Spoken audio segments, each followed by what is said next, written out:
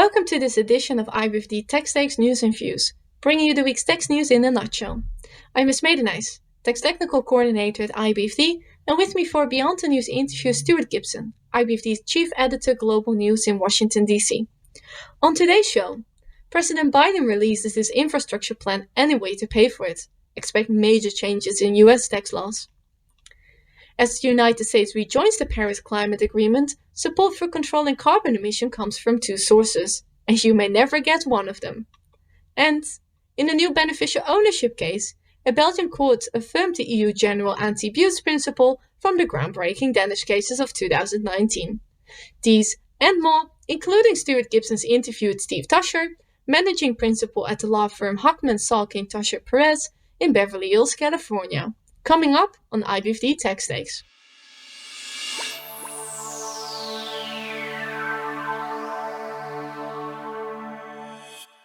First, we turn to the top news of the past week as reported in IBFD's Tax News Service. After months of speculation, the Biden administration has released its game-changing tax reform proposals as part of a plan to spend more than $2 trillion on U.S. infrastructure over the next 8 years.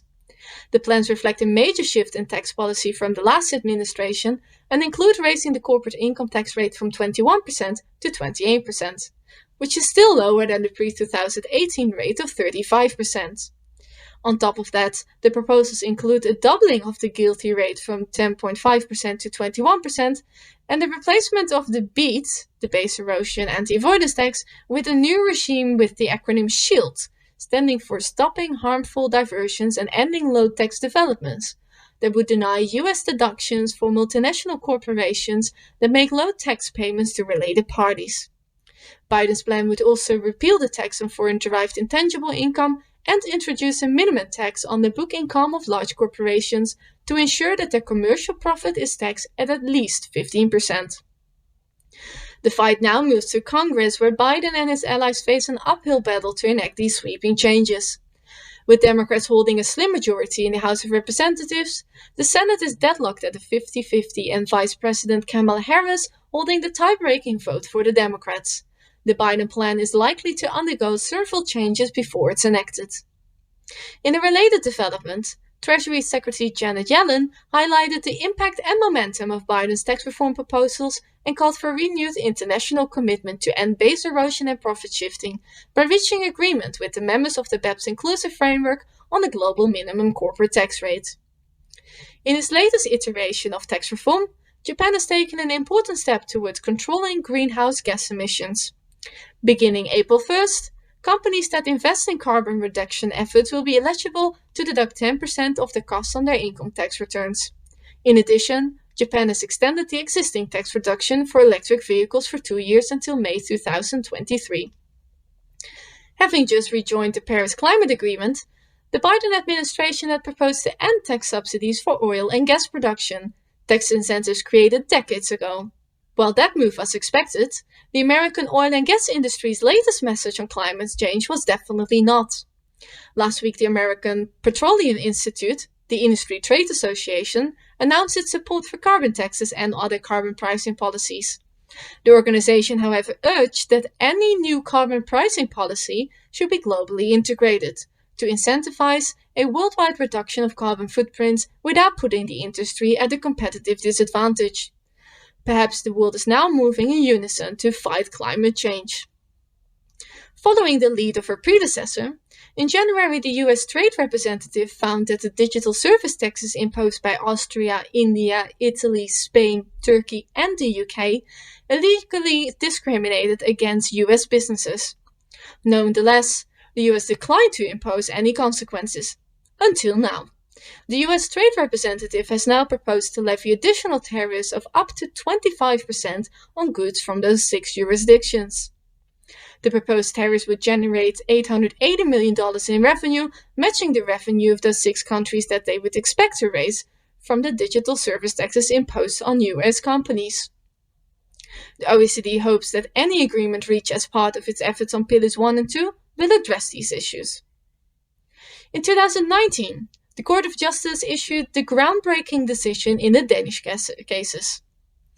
There, the court ruled that tax administrations may refuse requests for benefits under EU directives if those requests violate the general anti-avoidance principles, even if the particular country has not adopted a general anti-avoidance provision in law or in treaty.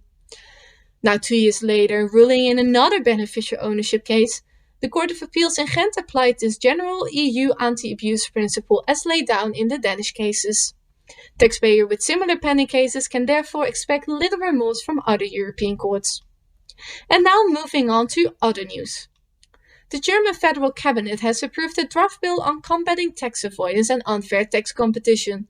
The bill includes targeted administrative and tax law measures to discourage taxpayers from having business ties with blacklisted jurisdictions.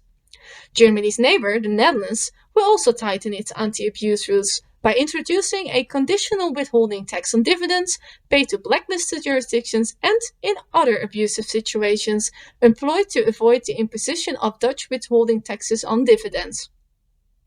The most important consequence is that the new withholding tax rule will supersede the attractive Dutch participation exemption in those two situations. The new rules will take effect in 2024.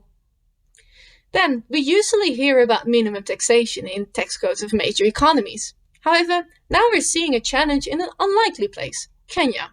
Kenyan businesses have sued the government in the High Court, asking the court to overturn that country's new 1% minimum tax on gross turnover, arguing that the tax is unconstitutional and discriminatory. The challengers also question the timing of this new tax, as many companies struggle to keep their heads above water during the COVID-19 pandemic. And finally, virtual currencies like Bitcoin continue to grab the attention of tax and regulatory officials worldwide. The UK has just released guidance on tax implications arising from transactions involving crypto assets. And in addition, the Joint Chiefs of Global Tax Enforcement, also known as the J5, just concluded their annual challenge that this year revolved around fintech. During the challenge, investigators from Australia, Canada, the Netherlands, the UK, and the US work together with leading cryptocurrency experts, data scientists, and technology experts to gather information, share intelligence, conduct operations, and track down individuals and organizations perpetrating tax crimes by using fintech and virtual currencies. With J5 on the case, the days of taxpayers using virtual currencies to avoid taxation may be numbered. And on that same note, we now go beyond the news for Stuart Gibson's interview with Steve Toscher, where they will talk more about the taxation of virtual currencies. Stuart?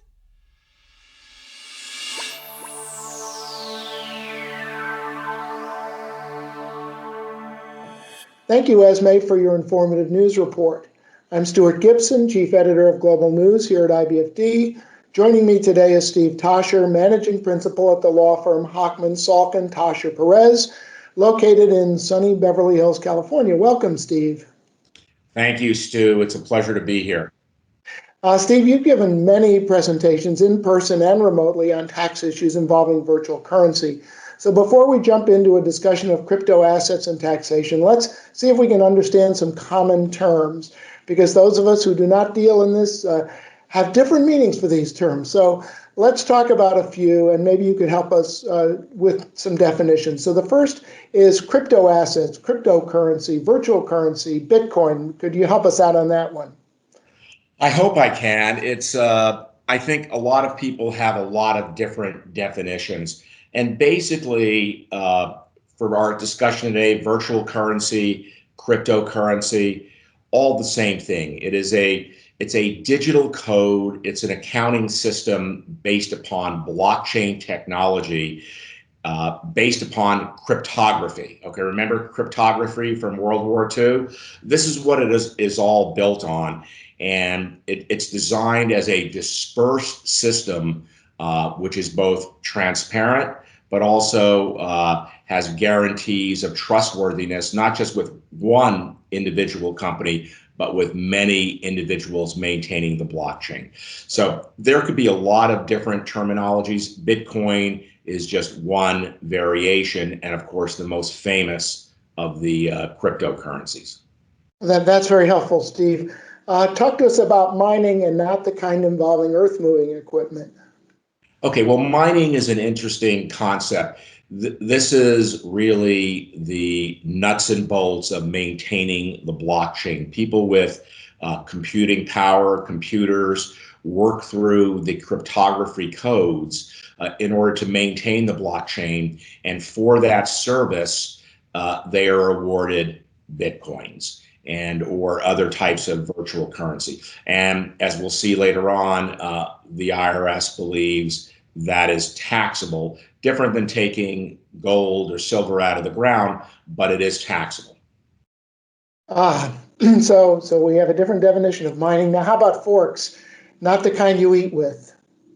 Okay, well, a fork is when and there's hard forks and soft forks, but let's talk about a hard fork. It's when a group of transactions, blockchains or blocks separate from the parent blockchain.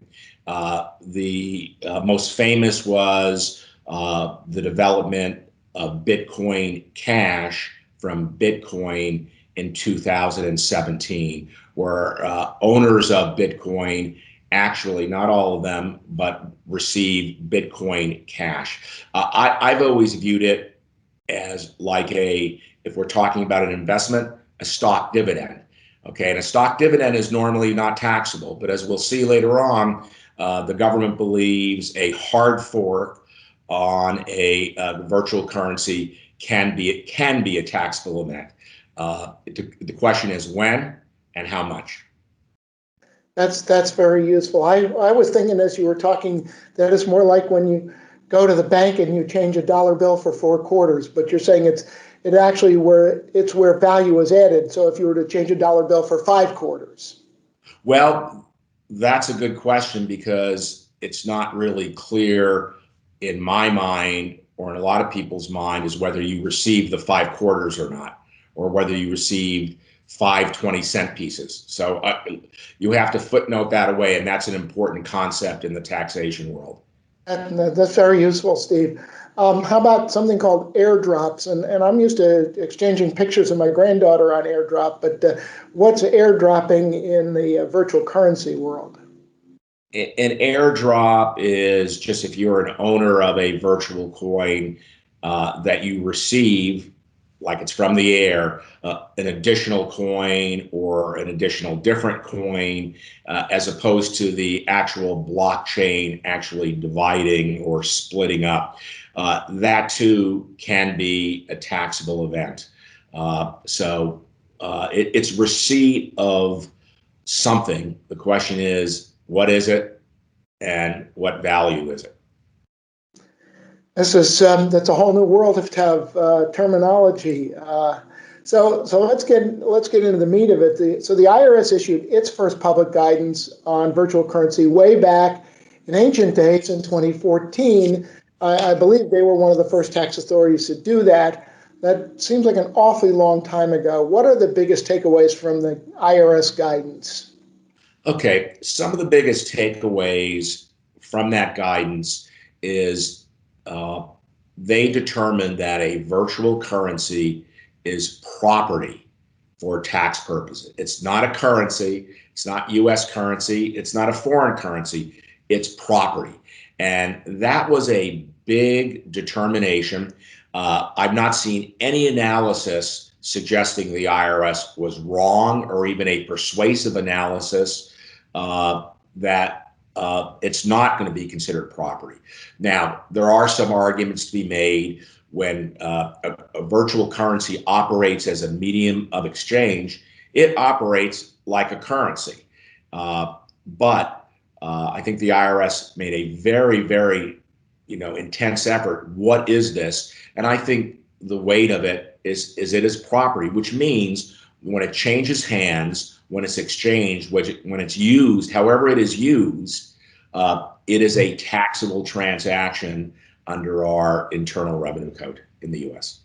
So there's either a gain or a loss realization when the virtual currency is exchanged for something else. Here is the classic situation. I buy one virtual currency, and let's say it goes up in value and I exchange it for some other virtual currencies, I don't receive any money. It's just on paper, but that is a taxable transaction. And unless it would be considered a like-kind exchange, which for pre-2018 years, it is possible. The problem is IRS has not addressed whether it could be a like-kind exchange. Why? Because it's a really difficult question. And my guess is we're not sure of the answer, neither we nor the IRS. And so by the same token, if you were to use that virtual currency to actually buy something physical, I understand you can actually buy a Tesla now with Bitcoin, that would be a taxable event as well? That's correct. In other words, let's say you used 1 unit of Bitcoin. Bitcoin is now trading at 60,000. So let's say you were lucky enough, let's say 2 Bitcoins for a very high-end Tesla of 120,000. But let's say you bought the Bitcoin for not 60,000 a coin, but 10,000 a coin. You have a basis of 20,000. You have a $100,000 gain. Could be a capital gain, could be short-term gain, could be long-term gain, but that is a transaction. The difficulty of this area is you can also, to the extent you used Bitcoin to buy at Starbucks or a small item, that could potentially be a taxable transaction too, but that's a very small transaction. And as we'll see if we get into it, the taxing authorities need to come up with a way to deal with what I will call de minimis transactions. So the title of this episode is Bitcoin Buyers Be Careful. And so one of the ways that they should be careful is if they are using Bitcoins to buy goods or services that are substantial. Absolutely, absolutely. There, you've seen a lot of press lately on certain brokerages are now accepting Bitcoin to buy homes, and it's a more complicated transaction. But here's what, just put this in context. The market cap of just Bitcoin, I'm not talking about Ethereum or the other ones, but just Bitcoin for simplicity's sake. Last year, it had dropped down to maybe 300 or 400 billion total market cap. Today, it's at about $1.1 trillion. Okay, that's a lot of gain with people have this money, and you know how housing prices are going. If I can buy something with a Bitcoin, it doesn't seem like I'm really spending money. So that is a taxable transaction. And as we'll see later on, the IRS is making very, very big efforts to make people understand and know that is a taxable transaction.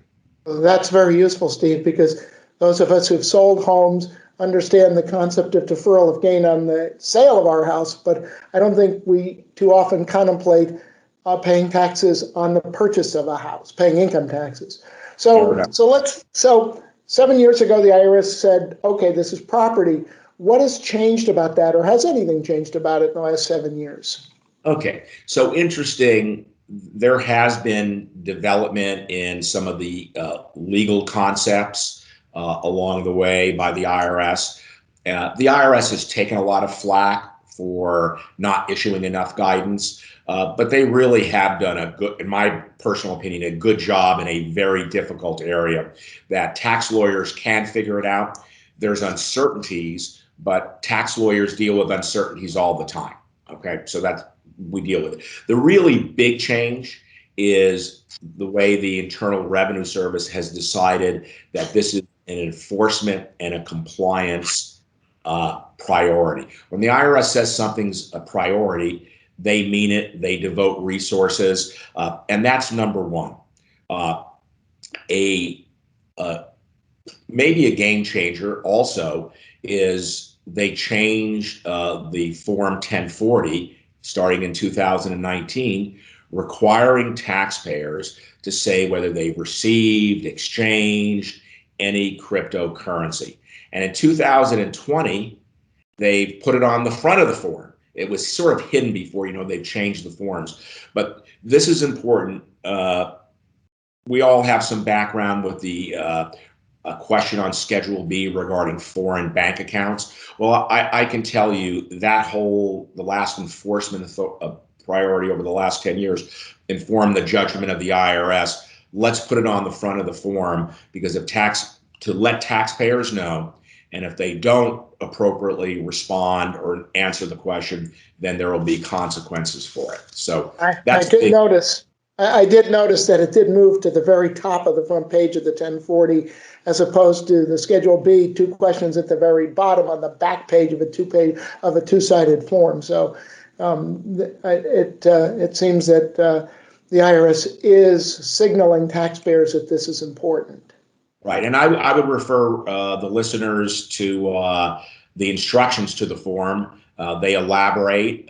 Instructions are instructions, but it's what the IRS is thinking. And very rarely in my career has the IRS ever said, "No, ignore our instructions." You can. It's not law, but you can rely on them. The next big issue, or the big issue, is the government's enforcement effort with the use of John Doe summonses. There was a John Doe summons to Coinbase almost 2 years ago now, where they obtained a lot of data. Now, a John Doe summons, for the listeners, is a legal request for information. For taxpayers, the IRS may not even know the name of. That's why they call it John Doe. Supreme Court has said they can do that. There's a statutory framework. So they have the Coinbase John Doe summons, which they received a lot of data from over the last 2 years. And now recently, just in the last 2 weeks, there have been other exchanges which now have become public, have received John Doe summonses. So they are making a very big effort to ferret out people who are engaging in cryptocurrency transactions. So it sounds, from what you've shared with us, Steve, that the biggest changes that we've seen at the IRS are not in how they are interpreting the law as applied to virtual currencies, but how they are applying the law as it relates to virtual currencies, to make sure that taxpayers know what their obligations are and comply with those obligations. I get that right? That's absolutely correct, Stu. And one of the other ominous developments in the last, I'd say, 6 months, the IRS has developed what they call the Office of Fraud Enforcement. This is new. I've been practicing over 40 years, and there was never an Office of Fraud Enforcement. Now there is, and the whole crypto enforcement program is being swept into the Office of Fraud Enforcement. And that tells you something regarding the active. Understand, cryptocurrency, virtual currencies were born out of cryptography and secrecy. And people who want to hide their transactions from the government were naturally swept to this right away. And you have different categories of people, and the IRS needs to be aware of this, and we all do. There are those who are engaged in illegal transactions, and there are just those who are tax challenged or not following the tax code. And those are different areas, but because of the way it arose, it used to be, if we saw the show, I think, I forget the name of the show now, I think maybe Breaking Bad, where we have all these bundles of currency. He's going into a sewer pipe getting bundles of currency. Okay, part of his illegal activity. Now that can be replaced with a little teeny USB drive containing all the information they need to do. And that's a challenge for law enforcement, and it's a challenge for tax enforcement. So let's talk about enforcement. As you may know, IBFD speaks to a global audience. For the benefit of our viewers, could you talk a bit about how the U.S. differs from other countries, and how the U.S. government is working with other tax administrations? We just recently reported on a meeting of a group called the J5, which I believe is dealing with this. So could you talk to our audience about that, Steve? Excellent. So my guess is the IRS is probably, the U.S. and the Internal Revenue Service are probably one of the leaders in developing its enforcement efforts. But the J5 is a group of, I think it's the UK, Canada, Australia, the US. Netherlands. The Netherlands. To work on all sorts of cross-border tax matters, and cryptocurrency is one of their priorities because they realize virtual transactions have no borders whatsoever. So that's really important. We have recently seen FinCEN, the Financial Crimes Enforcement Network, which is a division of the U.S. Treasury, is now developing regulatory guidance regarding U.S. taxpayers reporting foreign cryptocurrency holdings, sort of like the foreign bank account, again, to get more data on there. So I think there's collaboration.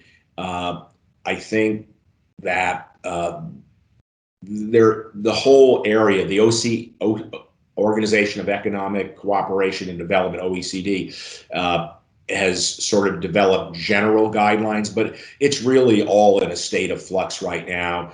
And the other important thing, the takeaway, my personal view, the use of a virtual currency not backed by a government is a threat to all the governments. Up to now, in our world, at least for the last 100 years or 200 years, currency has been controlled by governments.